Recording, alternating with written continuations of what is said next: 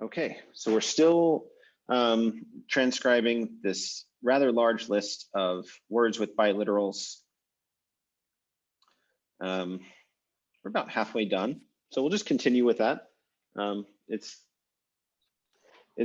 rather long. I think I'm probably going to reorganize this a bit and make some of the transcription like required for the chapter and maybe make some of it additional. But all of these words, not all of them, sorry, most of these words, the vast majority of these words are in the text that we're going to be reading eventually. So they're useful to learn also, and it doesn't hurt to see them all once. So we'll try to get through this fairly quickly. And I'll just ask people to volunteer, first of all, if you would like to read some of these. I feel like Rasmus's face is communicating to me, I would like to volunteer to read some of these. Am I correct in thinking that? No, you're not. I'm not. I'll do it. Okay, so this is MT, and the curly thing is a W, right? Yeah. How did you transcribe this? T. T. No, it's like, D. Is it D or T? I forget. It's D. We normally transcribe it as D. That was because I was thinking of Coptic, right? Yeah. Okay. And the curly thing. If you're thinking of Coptic, notice that it's tau in Coptic. If it were MT, we would expect this to be prone to aspiration in Coptic. So in the Bohairic version, it would have theta instead of tau. So it does actually, like, the Coptic actually is the equivalent of transcription D. Like, they're the equivalent phonemes. So yeah, it's helpful actually in thinking of Coptic to think of tau as being like an English D, because it is an unaspirated apical stop, which is like in American English pronunciation, they're basically equivalent in sound. But yeah, okay, so MD. And then I think you said the W already, MDU. Yeah. And that's basically just a preposition that means with. You know, there's this in Coptic, nta, and I think this is also the equivalent of, oh, sorry, I'm not in Coptic keyboard. I think it's the equivalent of this one as well, with like a suffix pronoun, like ntaf belonging to him. Right.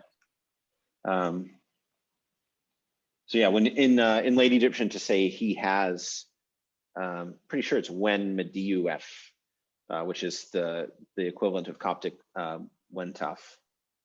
There is belonging to him. Yeah, we'll see that when we get into grammar. They're pretty much the same. What about this one? The next one. Okay, so the first one, of course, is the owl. That's an M, and the this thing in the middle. That's it's a D. Is it DP? DR? Yeah. Got a phonetic complement that will help you with the second part. The mouth is the R, of course, but the middle one, that's DR itself. It is. It's a biliteral, and it's actually second DR. So jer. Oh, second DR. So it's jer, right? And you saw this in the hieratic class when there's that epithet of whichever god we haven't decided. I guess it's Ray, the Lord to the limit. This is that word. Yeah. Actually, Atum. Yeah. Oh, is it Atum? I always thought of that as being Osiris. Because the Atum is the also means Atum names complete end or something like that. I like your logic. I would question or I would doubt whether it's always possible to apply such logic to Egyptian mythological figures. They're pretty messy. They like to be messy. But I think it's a good argument all the same. Okay, so yeah, it's that word, the word that basically means limit. In this compound, I think it was originally something like in the hand of or something, and then it gets rewritten with jer. I don't think it's etymologically the same word, but this is a really common word, this this word ger, especially in the construction like geref, to its limit, is a idiomatic way of saying whole or entire. Like the object to its limit means the entire object. So it's a good one to know, that ger biliteral. You'll see it a bunch. And do you want to do some more, Rasmus? I don't want to keep you in the hot seat for longer than you want to be, but you're doing great. That's okay. So this sickly thing, that's the MR, Yeah. and the mouth, of course, is the R in itself, and then so that's just reinforces the biliteral, and then the three N's. Are they new, or? Oh, it's a good thought. Why new? Why did you say new? Because when it's written, the same thing is written several times, it may indicate a plural. Right, and the W is very often the marker of plural, right? So you're thinking that this is basically the sign N 3 times. So you might transcribe it just as new, like N plural. And that probably is related to its phonetic value mu, because there's this interchange between N and M. This is a Coptic word mo, that means water. Yes, of course. That's the mayim and stuff like that. Yeah, it's cognate with Arabic Maya, or whatever formal Arabic. Matt, thank you. Thank you, people who actually know Arabic. I'm just pretending. And then in Egyptian colloquial, it's Maya, but I think someone else might know a little more than me, but I think that's the only place where Arabic speakers call it Maya. Someone might correct be. me. That's the only sort of Arabic I've ever learned. So that's the only actual knowledge I have is Egyptian colloquial Arabic. Okay, yeah. In this case, Rasmus, it's actually just a classifier though, because a harbor is a watery sort of thing. So it has this, like all hieroglyphic signs, really, it has the ability to be phonetic or to be simply ideographic. And in this case, it's just like harbor has something to do with water, this also means something to do with water, but normally like man-made constructions involving water. So yeah, put those two together. Is that a bridge, or what's it supposed to be? I think it's meant to be an aerial view of irrigation canals.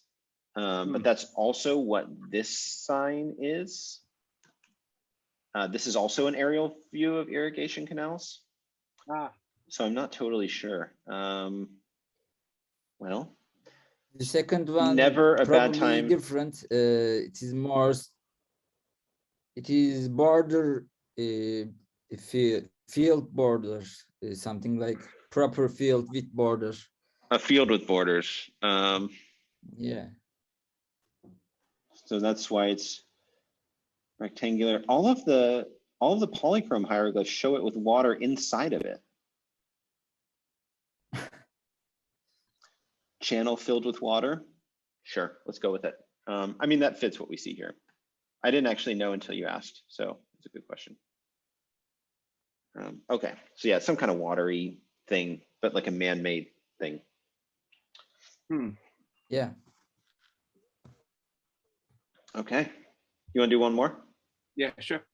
So this thing that I can't make out what is either, but the thing with the tail, that's the meh.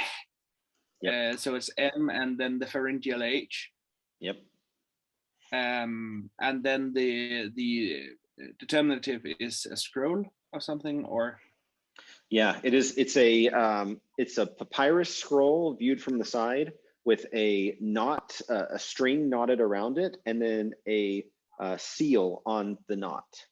Right. It's a very common way to seal a document. You tie a knot around the. So if you look at papyri as they're discovered, they're often rolled and then folded and then tied, and then you put like a lump of clay or perhaps wax, I don't know, and then seal it. And then the only way you could have read that document is by breaking the seal. So if the seal is still in place, it hasn't been read. So when the Coptic here has amahte or amahe, that's is that an additional element added to the start of the word? I have no idea. I honestly don't know, and I have wondered. Let's look. because you couldn't have sort of an unwritten aleph in front of the Middle or Late Egyptian word. You would expect it to be marked with a reed leaf on the front. Yeah. Okay, amahte or amahi. I actually left out this T in my, I think I like conflated the Bohairic and the Saitic version. Okay, here's a writing of it where it has all of those things. These being imperative. Okay, so what's probably happened is there's the initial alpha of the imperative, and then presumably this is actually a third weak verb. Wait, he just has meh. I'm pretty sure this is a third weak verb. So it gets the T in the infinitive, and sometimes that T just gets stuck on generally. So I think that's the entire derivation there, is that what we really have here is something like e mehet. That one's a little tricky though. It doesn't quite match what we see. I could imagine though something like this perhaps would be closer. But what we actually get written in the text is just this. Aurelio, some thoughts? Yeah, just a quick one. I mean, the book roll at the end did surprise me. I would have read that as full rather than C's. Maybe the two are basically homophones, and therefore you can just swap one for the other. But I would have expected like some kind of arm or hand or something. How does that play out? I think the scribe who actually wrote the text of Wenamun conflated two words, which this is something that I do quite frequently in my writing. I often write like the most embarrassing one is that I conflate all the spellings of the word right. Like instead of W-R-I-I-T-E, I will often write like, I am writing R-I-G-H-T-I-N-G.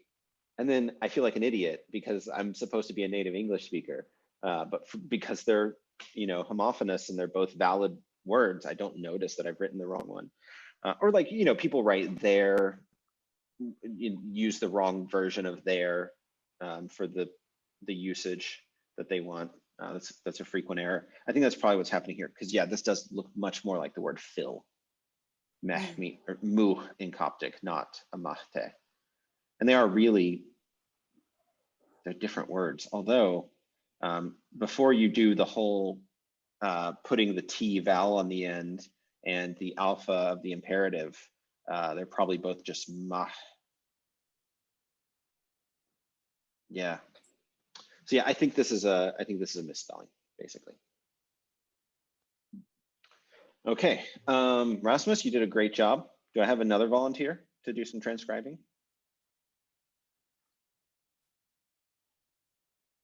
David. I see your hand too, George, so we'll go David and then George. Yeah, hi. So M and R, but I don't. No, yeah, this is the R, yeah, like this, and then K, but back K sound. No, yeah, the regular K, and then I'm not sure. I think this. I don't know this biliteral. I don't remember it. So this is actually a good case study in how to do this. So let's go back to our syllabus. Let's go back to the thing where I wrote about this. Let me get it open. Okay, so let's say you don't have me here to help you and you need to solve this one. You can reasonably assume that this is the second value. So we go to the chart. We assume that the second value is aleph because we see a potential phonetic complement there. And then that narrows it down quite a bit. Just scan down this column until you find the matching one and then put them together. So second H and aleph. Yeah. And one last thing about this. I know it's super annoying because it basically just breaks all the rules I just taught you. And I hate it for that reason. But the M plus ein is often just M. And what actually happened is that this was the combination.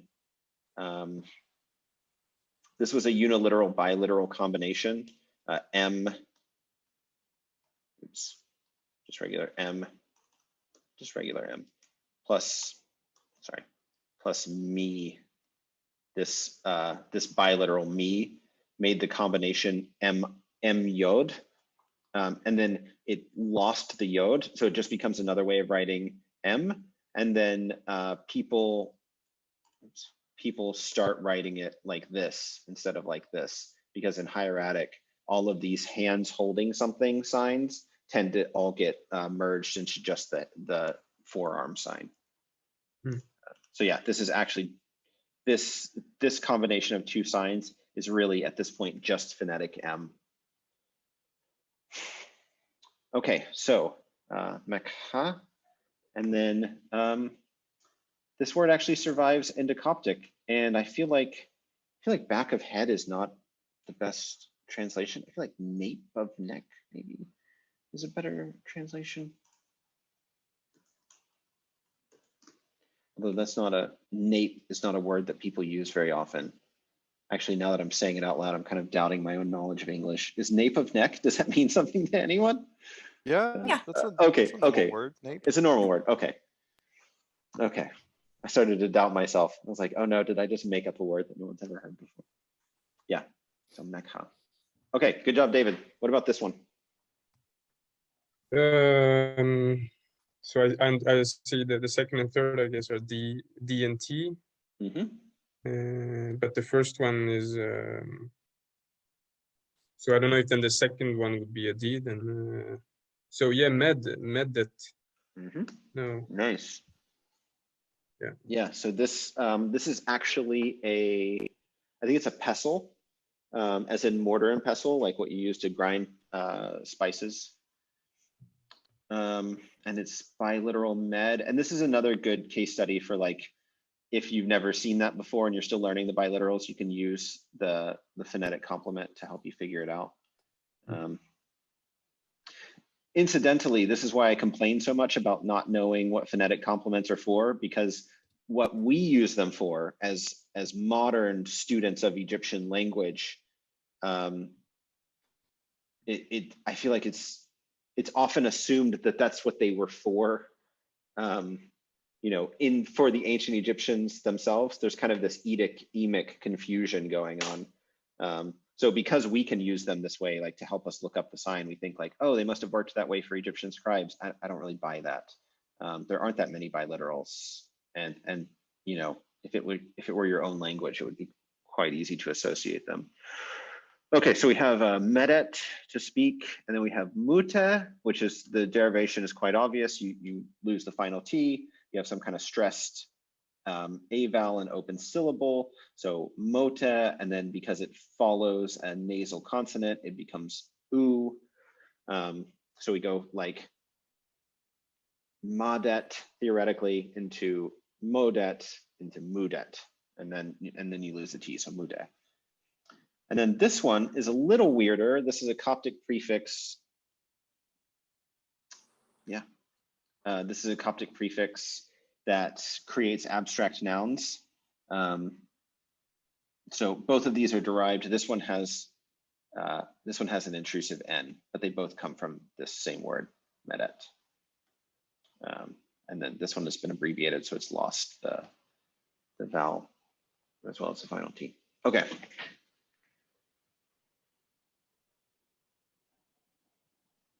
What do you think? Oh, sorry. Yeah. This is media. Just. Yeah, that's it. Comes mate in Coptic. I'm gonna fix this formatting real quick. Okay. Yeah. And here I'm not sure. N, and then something that ends in U, maybe nu. Just. New. Yeah. This one is actually biliteral. Hopefully it's in the chart. Let's check real quick. First sign is N, second sign U. Yeah. So both of these are new, and you can actually see that this word is pretty thoroughly overwritten. It's actually written as N new U, and then two classifiers, so the sun and then the single stroke. But then the results that we can see from Coptic now, it's just N plus W sound. Those are the consonants, new. And then this one, I put them both in there to show how there are plenty of cases where you have identically written hieroglyphic words that have distinct meanings. It's usually the case that words with distinct meanings are written differently in hieroglyphic, just like it is in English. You know, I used the example earlier of right versus right, like W-R-I-T-E versus W-R-I-G-H-T. Normally, even words that sound the same in Egyptian are spelt differently, but there are a few rare cases where two different words both sound identical and are written identically. Okay. Is there an explanation for why this word is so, well, in both cases, the word is so massively overwritten? Like, is that a holdover from a different spelling, or like evolved from a word that was a longer word? Like, why is it? That's a good question. Well, I think one explanation that we could use, let me try to pull up a JSesh window. I just want a new one. Okay, so if we were to type this with proper formatting, we would probably get something like this. Oops. How's that in legal code? Oh, I'm in transliteration keyboard. It would probably look like this in properly formatted hieroglyphs. So that explains it a little bit. If you take one of these signs out, you don't get that nice even spacing. That's probably the main reason. I think it might have been longer in olden times. It might have been Nenu or something and become abbreviated. Doesn't it also sometimes have to do with the fact that a lot of late Egyptian spellings come from hieratic, and in hieratic, a lot of the symbols are simplified to the point where they just added more symbols to be able to distinguish words more easily and read more effectively? Yeah, definitely. If you write all of these signs in hieratic are very brief. So I don't actually have the hieratic in front of me, so I don't know for sure what this word looks like. But I would guess that it looks something like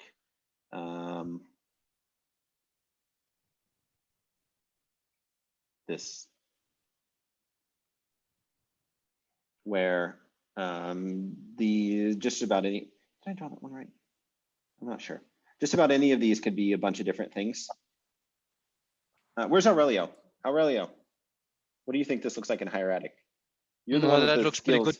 pretty good. That looks pretty, first of all, thanks there for the confidence, but yeah, that looks good to me. I'm not completely sure how that shameless adds thing flatterer, would look like. But no, this is good. However, I mean, since I'm on the mic, I really want to see an I glyph there at the end of the second now. I understand the point, but that little ray there pains me. I think I believe it. I mean, is. if that's what he did. I mean, I think the scribe actually did write it this way. But yeah, I kind of want something like this, or the Degi sign. That one, yep, something like that. They're not that different in hieratic, so you could even see a case where the scribe may have been. It is like this word, like as I remember, it's something like noir, or it's also different. Maybe, I don't know. Why is it noir? Say that again. Oh, the pronunciation. Actually, not transliteration. Like, can you give me the letters individually? How would you write it? Oh, you typed it in the chat. In the chat, yeah. Noir. So you put an aleph on the end like this. But why? Yeah. As to see different, because as I saw in the Kamos inscription, or second Kamos inscription, I'll send the channel. Okay. Maybe it is a little bit different. I don't know. Sure, could be. Yeah, different. put it in Discord. If you find a variant spelling, let's look at it. Because I think this is another case, just like in the case we saw earlier, where we have basically the word meh to fill being used for amahte, to seize. This could be another case where we have basically the word hour now being used to write to see now, when they really aren't always spelt identically as a general rule in the hieroglyphic script. It just happens to be the case in the text that we're working toward. So yeah, please share that in Discord. We'll take a look at it later. Okay. David, do you want to do some more transcriptions? Sure, I can keep on. So Neb. Yep. Yeah, and what's going on here? No idea. Do you want to try to guess how we get Neem from Neb? Neb. So it was Nib or something. I don't know. Yeah, I think it was probably Neeb. Niv, yeah, with the V. Yeah, and then you get. I could see like a shift in pronunciation that turns B into M. I mean, they have similar places of articulation. One is just nasal, and the other one is buccal. Another possibility is that later on you start to very frequently see, instead of just neb, you'll see neb. It's kind of like just a slang thing. People say all instead of just all. And then that's where you get Bohairic Niven. It actually came from Nibenib. So then you get Niben for all in Bohairic. And so you can also imagine that if you had some kind of Niv, and then you lose the second syllable, it just becomes Niv, you could see BN very easily changing into M. Because then you have like the place of articulation from the B, and then the manner, the nasal quality from the following N, and then they assimilate and you get one M. And I think that's the origin story of Neem from Neeb. I don't know for sure, but that's what I've heard before. Did I see a hand go up? Wrote something in the chat. Oh, boo to ma. Yeah, that's what I've understood as how we get ma from boo as well. So boo, the older word for place, becomes ma in late Egyptian, and then also ma in Coptic. And it's been suggested that that they're really the same word, and that there's some kind of B to M shift, which is not all that uncommon, really. A lot of Egyptian Semitic cognates actually show that B and M correspondence. Like Seneb is probably cognate with Salam, where the B of Seneb is the M of Salam. So yeah. Okay, and David, at least one more. Maybe. Well, the next one is Neb as well. It's also Neb, yeah. And then the Coptic actually shows us that these were pronounced differently, although they're written the same. Not that differently, though. Another thing that really interests me is whether these biliteral signs, whether they just record sequences of consonants, or whether they can also record like semi-syllables. Like everything written with Neb is always N plus vowel plus second consonant, whether M or B, normally just B. So I kind of wonder whether it represents like, some unknown vowel here, rather than just being, anything goes. Like presumably this wouldn't be written to represent a sound like anba with no vowel in the middle. But yeah, we don't really know for sure exactly what's going on with the biliterals. So just Neb. Okay, and I think George was up next. Do you want to do some of these, George? Sure. So this would be, I guess, NES, NS. Mm-hmm. But it looks like it's NNSS. What do I want to do? I feel like I miswrote this one, actually. I really want that in there. And let's put it in there for now. Yeah, and it looks like N, Nes, Z, and then there really should be a Y, although I just changed it just now, so I'm kind of throwing you a curveball. And then the way I would transcribe all of this is Nessie. Nessie.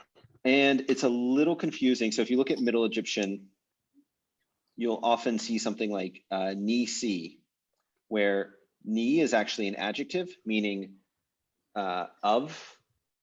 Of is a preposition in English, but you can imagine of being an adjective meaning something like which is of, or something like that. I see. And then this is actually a dependent pronoun, so it's an adjectival sentence. It is of X, nisi X. And then that's all very confusing. I'm just going to write it as Nessie, or maybe Nessie with a dash. And then when we get this name, Smendes. Yes. So this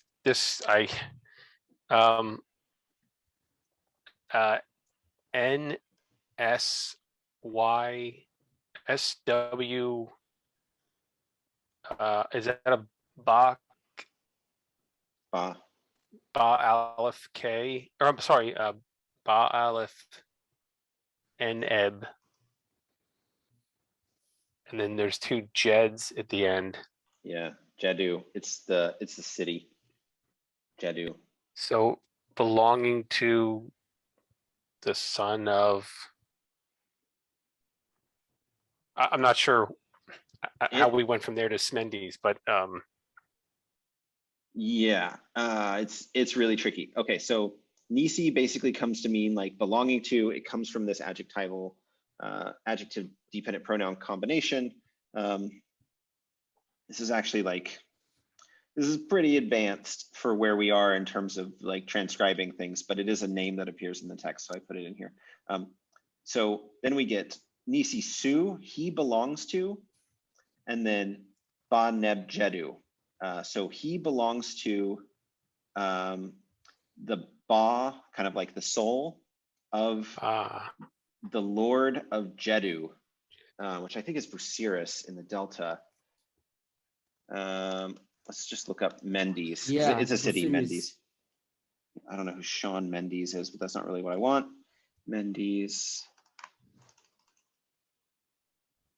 The right keyboard real quick. City.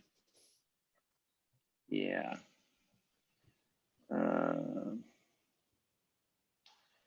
City of Jedet.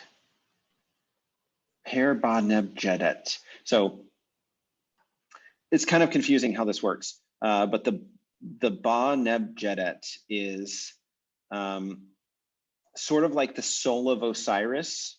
It's the ba of the Neb lord of Jedet, the city, which I thought was Busiris, but maybe I'm misremembering. Whatever. And then that is also connected with the Baempi, which is the great goat of the sky, which is a sort of confusing mythological figure who's like the soul of Osiris, but he's also a goat. And there's this play on like the word ba meaning soul and the word ba meaning goat. They're both ba in Egyptian. So yeah. So it's all those things together. okay. As confusing as that is, I mean, there it is. It's all those things. So his name is Nisisu Ba Neb Jedu. And the actual pronunciation of that, the pronunciation is Smendes. So it gets, as names so often do, if you have a super long name, it just gets squished all together into Smendes. He's a known historical figure. He was the kind of the ruler of Pharaoh, really. He was the Pharaoh of Lower Egypt in conjunction with the high priest of Amun at Thebes, named, I kid you not, Herihor. And I'm sorry. I love that name so much. And they sort of ruled the country jointly with in a sort of theocratic construction with Amun as actual pharaoh over Egypt, and both the pharaoh in Lower Egypt and the high priest of Amun at Thebes as vassals of the god Amun, who was the pharaoh of Upper and Lower Egypt at this time in the Third Intermediate Period. It's a really interesting historical situation. Very, very old theocratic political system with two kings. It's kind of cool. He was one of the kings, Smendes. So we know quite a bit about him. We know that this was his hieroglyphic name. We know that this is roughly the pronunciation of his name based on Greek sources. So somehow take all the multicolored Play-Doh of this and mash it together somehow. You get Smendes. And to get the brown blurry smudge that is Smendes. I mean, is that possible? It's another case of a B turning into an M there from the boss, Yes. kind of emming out. Yeah. And I think that the Jedu, I think, is here. I think that's all we have left of Jedu or Jedet. And then this is probably all we have left of Neb. So yeah, I think the Ba does somehow change to an M.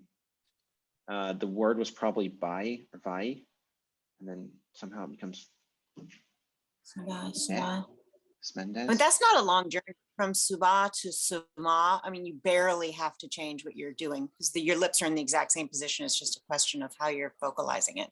Yeah. Oh yeah. Suba, Ma. Yeah. Smunde. Is this an example of Smanige. is this an example of Greeks sort of in reinterpreting the Egyptian pronunciation? A little bit, yeah. Although I think the Greek vocalizations of Egyptian names tend to be pretty surprisingly accurate. I mean, you have two different phonological systems. Greek is a very different language from Egyptian.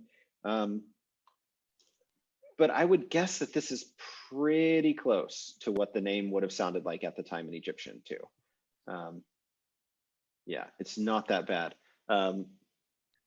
Let's for comparison, the names Josh and Jesus are actually the same original name, right? But via Greek. So in one case you get like Joshua, and in the other case you get Jesus, but from the same like Yeshua original Semitic word. And those are quite different, but also you can see how if you triangulate them, you kind of get the same thing. You can see them coming from a common source. So yeah, I would guess that the Egyptian was probably quite similar. A good example of this that I especially like is I'm not going to spell it correctly, no matter how hard I try.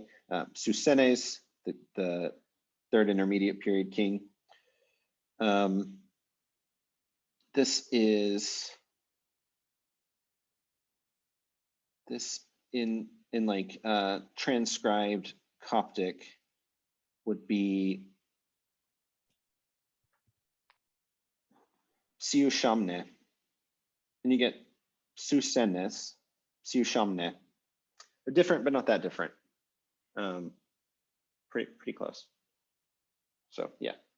So Smendes, the actual Egyptian, as the example of Susenes shows us, the actual Egyptian probably had some more stuff going on, but not that much more. A couple extra vowels here and there to split the consonants apart. Maybe slightly different values, like an A instead of an E or something, but yeah, pretty close.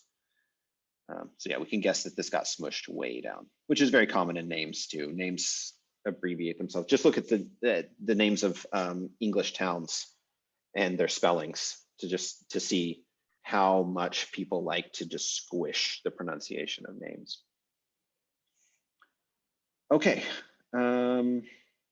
this is a weird one. Do you want to do this one, David? I thought someone else, George, was doing that. Oh, George, I'm sorry. That's okay. George. I can. Go for it. SWTN, which I guess would be Sueten.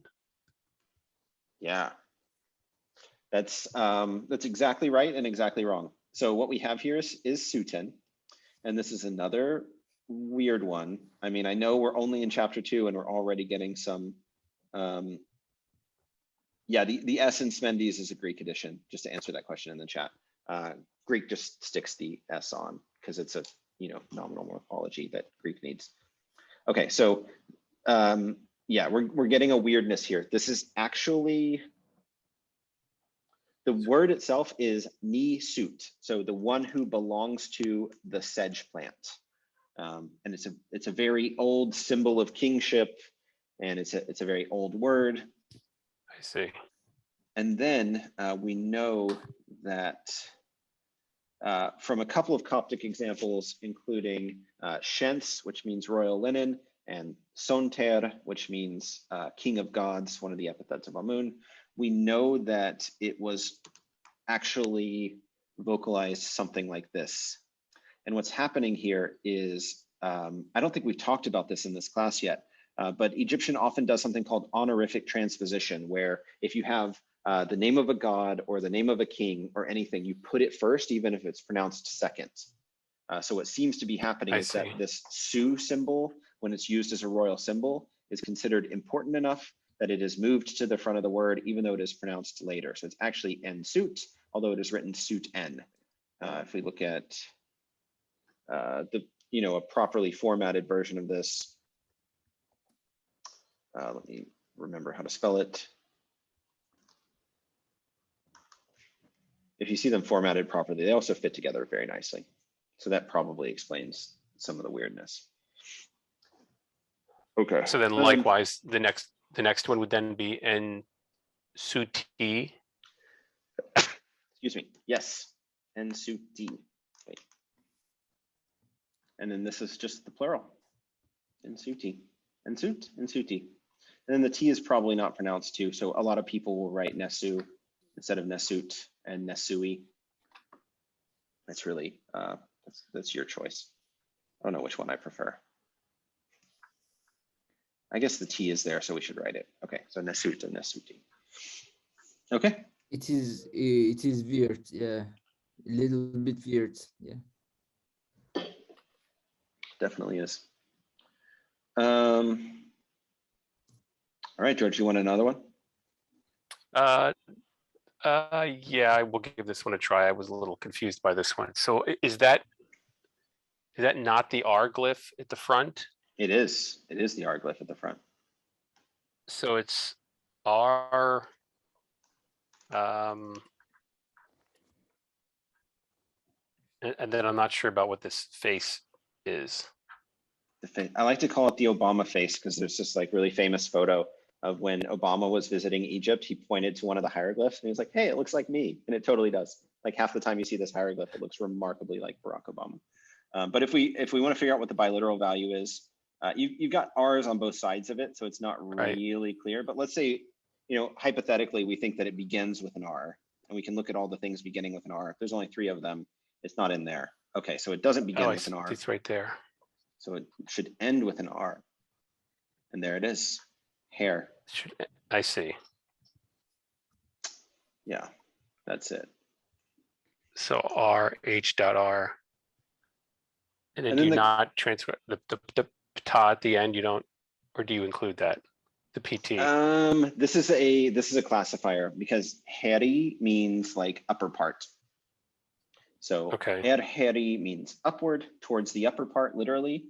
And then the Coptic, you can see this really cool thing. This is actually, this is the preposition that means toward, and it originally comes from R. But because you lose syllable final R in pronunciation, all that remains is just a vowel. And then hrai is basically unchanged. I mean, that's hrai, that's what it says. So is that glyph for the face usually written with the neck like that? I'm just now realizing I have obviously seen that a million times before, but it's never had like the, the shoulders, the neck kind of flaring out to the shoulders. I've always seen it as just a face or a face with a little stick under it. Yeah, it's that one. I think it's just that font does it that way. I didn't actually notice, but it's a good point. When you're first learning a script, it's impossible to know like what sort of variations are allowed and what aren't. But yeah, these are just the same thing. Here's some actual instances of it. I don't know why it's loading so slowly, but here they are. Normally just the neck. I want to try to find that photo too. Obama. It's so cute. It's in the chat. Oh, it's in the chat. Somebody already put it in there. I Totally looks like it. So good. Yeah, it very often does. Very often looks just like it. Okay. Thank you very much, George. We have 10 minutes left. Let's get through a few more of these. We're not that far from being finished. It looks like we have just a couple pages left. So who wants to go next? Do I have any volunteers? Maybe me. I see Kathy's hand, and then Mustafa will come to you. Okay. Now I'm doubting everything that I've ever written, but we have a H, Aleph, N, and then the NW, and then another W, which is probably just our extra there, and then so I had originally written this with the mu, but this is probably all part of the classifier. Yep. Yeah, and it's quite common to get water, canal, irrigation channels together. It has three. So yeah, that So one like is not Hanu. Hanu. Yep. So we can take out that new because it just goes with those other two. Yeah, Hanu. That's it. Wave. Cool. And then Hoim in Coptic. So it's changed a bit, but not that much. And then what the Coptic is Hoim, you said? Yes, Hoim. Okay, Hoim. The next one's a strike. Let's see, I had H, W, W, Aleph. And then the next one is like a extra. Yeah. So like okay. Hui. Yeah, something like that. Which H? You just said H at the beginning. Oh, it was the surprised H. Surprised H. Yeah. It's like surprised Pikachu. That's where I came up, like that meme with the Pikachu face. I just realized where I came up with the name surprised H. Okay, yeah. So second H or surprised H, and then a W, and then a biliteral that's actually wa. And then the Aleph. We really just need one W here. Yeah. Or maybe two. I don't know. Well, But would it have Coptic maybe is- had like a stop between the two W's? Like who, hua, hui, like kind of like a little stop between them? Possible. Is there something that would have shown that? No. Okay. Yeah, there's no. Lovely. But we do have Coptic that's just hiwe. So Hiwe. although if there Okay. were really two W's, really Egyptian wouldn't need to write both W's, even if there were two. It could, as if they were adjacent in the spoken word, it could just write a single one to represent two of them. And then if there had been two W's in any way, they actually would have merged into a single W in Coptic. So we really don't have any information as to whether there was two or one. But I'm just going to transcribe it with one because that's consistent with the way we've been doing it elsewhere. Thank you, Christian, for the surprised Pikachu meme. Is it going to open it in Adobe Photoshop? Terrific. Okay, this will take a second. Everyone, is this be surprised. Is this word related to hui? Yes, it is the same word as hui. Okay. Nice. I love the sound effect. The timing was so excellent. I didn't create that sound effect. Sorry, That's a very nice meme, but what's the link between Pikachu and the pharyngeal H? It looks so. Yeah, there's like happy H and bemused H, and quiet H. It doesn't So look it's just anything like Pikachu, I'm afraid. Use your imagination, Rasmus. It's just the mouth. It's because it's got the little round mouth. Like, I mean, I try to make you happy, Rasmus. I really do. I don't know what else I can do here. Thank you. You're welcome. Okay. The next one to celebrate, I had surprise HB surprised HBT. So I'm guessing Heb or Hebet. Yeah, it's written Hebet. So yeah, this is a biliteral for Heb. So surprised HB, and then we have the uniliterals with it too. Right. You know, it's redundant, probably. Right. Okay. Let's see. The next one. Sorry. This can also be a classifier for festivals as well. So it's possible that that it's really like 2 phonograms plus classifier, and then they've thrown an extra T on there also because the word probably ended in a vowel. And then another classifier that's like verbs of action. And this is how the hieroglyphic system works. You start writing something one way, and then over time people keep the core writing and then just put more things onto it. They just add more letters as needed, but they don't really take away ever. So it ends up being kind of like a composite. Okay. And then the Coptic turned to Hop. Hop. Okay. That's it. I guess the BT kind of turns into the P sound. It could. Sort of. I think the T is probably not really there. I think our Coptic word hop is a noun, whereas the verb presumably had a final vowel. And then because feminine words, the T was not actually pronounced, it was just marked by a final vowel. You can then use the T in writing to represent the presence of a final vowel, even if it's not a feminine word.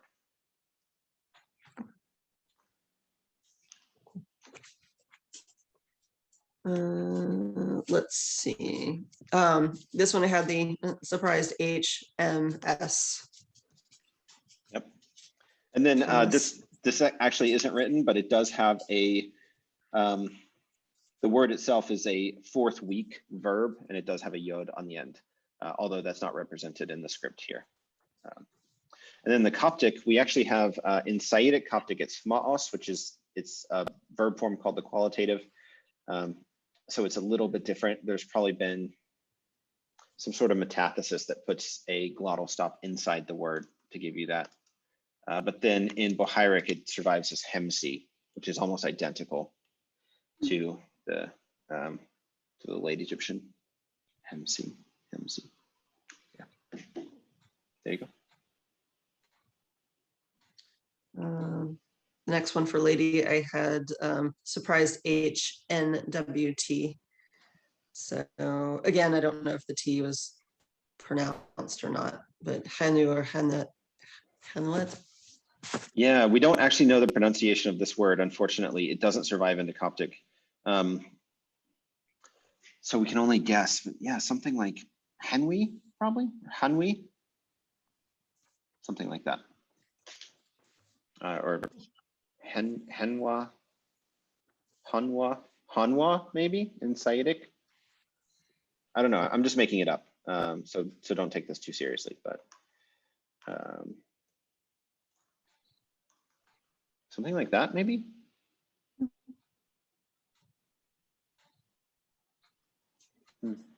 I don't know. Next is just Char, so the surprised HR. That's right. And then Coptic. He. So what's happened? We lost the R somewhere. Yeah. So it's another good example of this, the lack of syllable final R in pronunciation in Egyptian.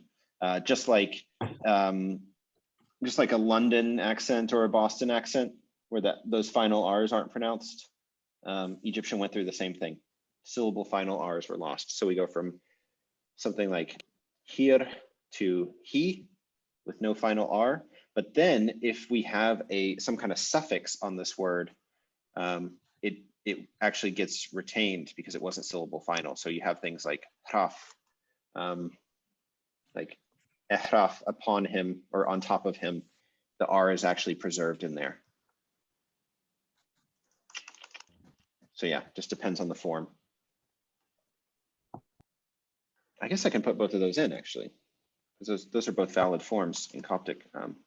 He and then ha. Yeah, so if there's a vowel after it, the R becomes syllable initial essentially, or in this compound, so it gets preserved. And if there's not anything after it, it's word final, it gets lost. So you can think of it as this kind of like, I like to call it like an evanescent consonant or something. Okay, now there's one more. I want to do this one. I don't actually know how to transcribe this one, so this one might be fun. Or maybe we should leave it for next time. There's a paper about the phonetic value of this hieroglyphic sign that we read, I think in office hours, but I think I shared it with everyone. So yeah, let's come back next time and discuss how we should transcribe this. I don't have a firm answer. Until then, I hope everyone has a great week. Ask questions on Discord, and yeah, come to office hours if you're interested. And if not, I'll see y'all next Saturday. That's tomorrow, Christian? Wait, what day is it? Saturday. And yes, tomorrow is Sunday, and we will have office hours for people who like to attend. Awesome. Okay. See you tomorrow. Thank you. Bye-bye. Bye. Thank you.